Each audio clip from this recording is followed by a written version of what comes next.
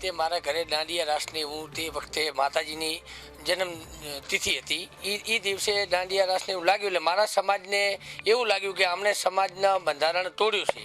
તો મેં સમાજ જોડે માફી માગીને મેં બંધારણ સમાજનું તોડ્યું નથી, છતાંય તમને મારી ભૂલ દેખાતી હોય તો સમાજ જે કરે એ મારા માટે બરાબર છે. સમાજે મને 1,51,000 રૂપિયા શિક્ષણ પ્રત્યે છોકરીઓને આપવાનો મને દંડ કર્યો અને એ સર્વને માટે આખી સમાજે સ્વીકારી અને આ બધું અમારે સુખ શાંતિથી સમાધાન કર્યું.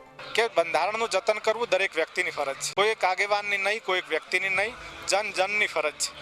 એટલે મને આશા અને ભરોસો છે કે મોટા ભાગનો સમાજ 90થી 95% સમાજ બંધારણનું પાલન થાય એમાં પૂરેપૂરો મહેનતમાં છે, મદદમાં છે.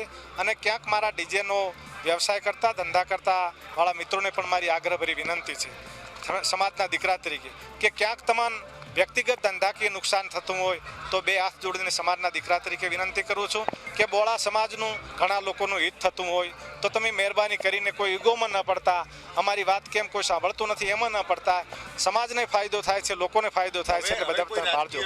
એક માફી માગી સમાજ કને નતમસ્તક થઈને માફી માગી, સમાજે માફ કર્યો પણ સાથે સાથે માફી માગી છતાં 1,51,000 રૂપિયાનો એ દંડ સમાજ વચ્ચે જાહેર કર્યો છે.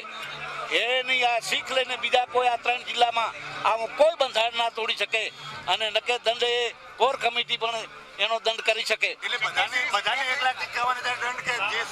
નહીં, ગામ સમિતિ કરે ને પછી કોર કમિટીને એમ લાગશે કે ભાઈ આજે જો ગામ સમિતિએ 21,000 રૂપિયા દંડ કર્યો તો બધા એને થોડુંક નારાજગી હતી.